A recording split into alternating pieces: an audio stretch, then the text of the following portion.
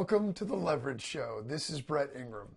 And today I want to get a little bit philosophical because I was really thinking about something last night and I couldn't get it out of my head because I was both so excited about it, but at the same time nervous for every entrepreneur out there. And it's because I believe that right now, I've heard a lot of people say it's the best time ever, to start a business or to be an entrepreneur. It's the Wild West, and it's the greatest time in the history of civilization. And that's absolutely true on the one hand, but it's also a really difficult time on another hand. And so I think it's really important to understand what it is to be an entrepreneur or start a business in today's economy and exactly what the rules are going into it, because there is a tremendous opportunity that's never existed before in the history of the planet. And there's also a tremendous challenge out there, an obstacle that's never existed in the history of the planet. And believe it or not, what it's going to come down to is your ability to sort of manage these two forces. So what do I mean? What exactly am I talking about? Well, from the opportunity standpoint, I think it's pretty obvious. Everybody knows that since the internet has come about, it's leveled the playing field for entrepreneurs. One of the greatest things about it is historically you needed large investment. If you were going to start any kind of legitimate business, you had to go out and get investors, or you had to have money. You had to hit up your friends and neighbors and family, or you had to go and try to get a loan from a bank. Or if you had a really big idea and you had sort of the beginnings of it, you might be able to get some venture capital or angel funding or something like that. But you absolutely had to have outside money really to get off the ground. You weren't going to go very far without raising a good amount of capital to be able to get things going. And that was a major barrier to entry to a lot of people. You might have sat around the kitchen table one day and thought, I have this great idea for this new widget, or I know how to solve this major problem that other people have and that I have too, and if I could only get this idea to market. But the problem was it would cost you a lot. And there was still a really steep learning curve. Even if you had the money, you needed to have advisors. You needed to have successful people around you to be able to do it. Well, that has all shifted, because now with the advent of the internet and with how widespread it's used, the great thing about it is you don't need a big budget. You don't. You can absolutely jump in and literally start a business and bootstrap your way. I'm living proof of it. I had no investors. I had no serious income. I was working a very normal job, and I used that to finance myself. And I didn't have any outside investors or bank loans or any of that other stuff to get going. And you really can do that. So, that whole dream of being able to be a business owner without needing to, mortgage every asset that you own or go into huge amounts of debt to get started is absolutely there. And it's absolutely true.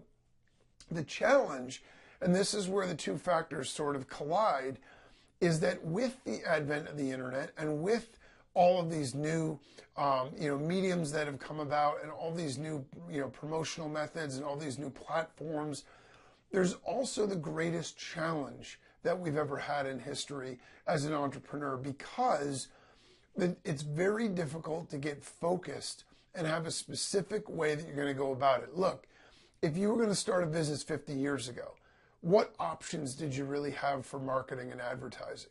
Well, you might use the phone. You might have sales reps calling people. You might place an ad in a newspaper or a magazine. You had some choices. There were some TV advertising, but in all honesty, what other options did you have? Direct mail? Maybe that was it. Now with the internet, you have all of those existing avenues, but now you also have all the online avenues, and it's not as simple as putting up a website. You've got online ads like Facebook or Google AdWords or any of the other advertising services. You have media buys where you can put banners on, Huffington Post or Inc.com or whatever. And then you also have all the social platforms. You have Facebook where you can build an organic following, you have Instagram, you have Twitter, you have Pinterest, you have all these other ways to go about it. And the thing of it is, the challenge becomes, because they're so easily accessible, the temptation is to say, okay, well, you know what I'm going to do? I'm going to set up profiles on all these things, and I'm going to get all of them going. And that is going to create sort of this cocktail of, internet traffic and success. But that's flawed thinking, because the fact of the matter is, you're going to need to focus on something and build it up if you're going to be successful. And then you can expand out, unless you have a team. So people get stuck in the middle. They do a little bit of this, a little bit of that, a little bit of this too, and they ultimately end up with very mediocre or really weak results. And so it's interesting how you have all this opportunity that's open to you that doesn't cost a tremendous amount of money, but you also have this tremendous obstacle. And that obstacle is attention and focus.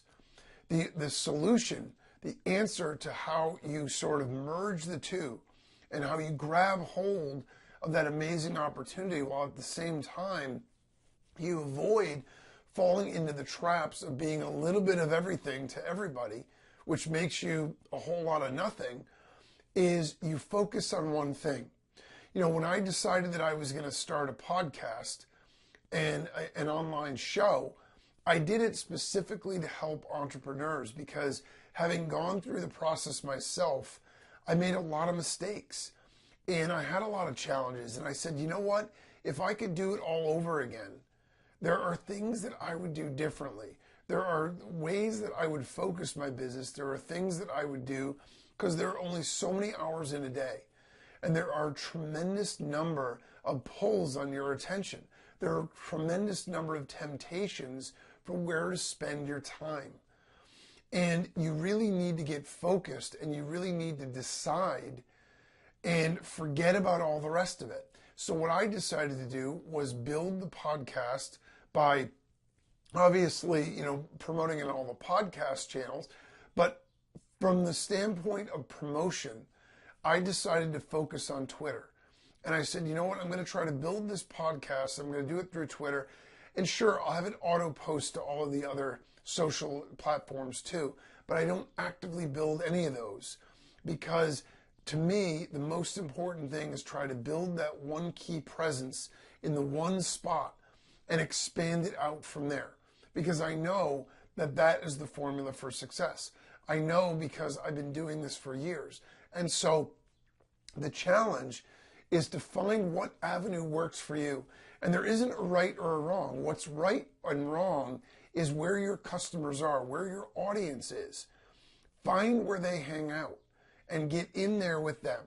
Get in the trenches and actually build a really strong base on one avenue. And it doesn't have to be social media. If you want to do this in advertising, that's fine. But if you're going to use Facebook ads, do Facebook ads. Don't do Facebook ads and 12 other kind of ads and media buys and banners and everything else. Expand to that later. Get really good at one thing. Focus your attention on that. That will put you in the 1%, because very few people online are able to do that. We all suffer from this sort of internet ADD, where we're going in one direction and then we see another bright shiny object and we want to go in that direction, and then we hear that, oh, Snapchat's all the rage, so we got to get involved in that too. And that is a recipe for absolute failure. You're going to work, you're going to do a lot of stuff, you're going to get a lot of activity, but you're not going to get much for results. Because the way you get results is by having a focused strategy with intention and going about that. You have to provide real value, you have to create real content, and you've got to get that stuff out. And you have to accept the fact that when you start posting and you start doing this, your results are going to be weak in the beginning. Look, the first 30 days that I shot the Levrige show, I think I had an average of 3 downloads a day. So I was doing a lot of work and I wasn't getting a lot of results, but I understood that that was the buy-in, that that is how you start. You're not going to start with 1 million viewers. Anybody would sit down and start making podcasts if they thought that on day one they'd have 1 million viewers, but that isn't how it works. You've got to start by creating the content, by being focused on what you want to do, doing it, being consistent, and sticking to it over and over and over again. It's that consistency and that focus that create the success, and then you expand it out from there. And you would be amazed by how few people are able to have the discipline to do that. So if you find what that is for you, and you harness the opportunity of being able to do this basically free, but at the same time, understanding that you need to focus and build an audience in one place and work on that and really work it until you've built that audience. Engage with them, be authentic, be real, provide content and do that. You'll be amazed at the results that you can achieve in ultimately a relatively short period of time. You know, you look back and on a daily basis, it seems like, okay, I'm doing a little bit of work. But you'll look back in 90 days, 180 days, and you'll be amazed by how far you've come and how much you've accomplished if you choose that strategy and you focus. So do that, apply it, and I'll see you on the other side with that because you'll be amazed by the results. As always, if you have any questions or comments, share them with me at levrigeshow.com or tweet them at #levrigeshow. And until next time, make it happen.